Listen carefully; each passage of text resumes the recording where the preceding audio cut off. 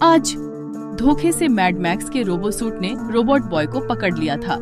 वो उसे आसमान में लटकाए हुए था और फिर अचानक जादू की चमक के साथ उस पर हमला करता है।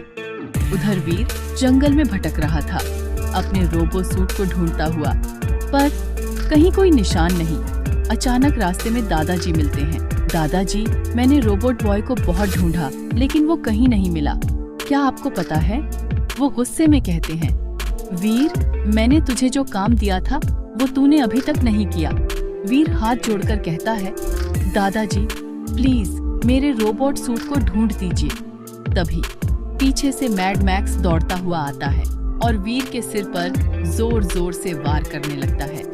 वीर जमीन पर गिर जाता है। दादाजी पलटकर चिल्लाते हैं, मैड मैक्स, तूने मेरा रोबो सूट चुरा लिया और अब मेरे वीर को भी मार रहा है। मैं तुझे नहीं छोड़ूंगा।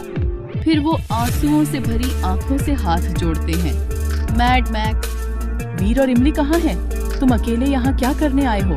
दादाजी, मुझे क्या पता, आप फोन कीजिए, उन्हें बुला लीजिए। दादाजी फोन निकालते हैं, कांपती आवाज में कहते हैं, वीर, इमली, बेटा जल्दी मेरे पास आओ। अचानक सामने से एक भयानक वीर प्रकट होता है। 4 हाथ 4 पैर।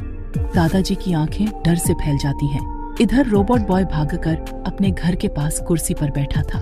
बंटी उससे कुछ कह रहा होता है, पर अगले ही पल बंटी धोखे से जादुई हमला करता है। चमकती शक्तियां रोबोट बॉय को अपने चंगुल में जकड़ लेती है। वो छटपटा भी नहीं पाता। तभी बंटी हंसते हुए अपना असली रूप दिखाता है। वो बंटी नहीं, मैड मैक्स था, जिसने चालाकी से रोबोट बॉय को कैद कर लिया था। लेकिन उसी समय एक तेज गूंजदार आवाज हवा चीरती है। ड्रिल सूट प्रकट होता है। मैड मैक्स डरकर वहां से भाग जाता है। ड्रिल सूट आगे बढ़ता है, अपने दोस्त को बचाने की पूरी ताकत से जादुई हमले करता है। एक जोरदार धमाके के साथ जादुई चक्र टूट जाता है। रोबोट बॉय आज आजाद हो। हर बार उसे मनाने की कोशिश करते, लेकिन बंटी तड़प कर बोल देता, नहीं दादाजी, आपके लाडले तो वीर और रोबोट बॉय ही हैं। दादाजी बेबस होकर अपना सिर पकड़ लेते हैं।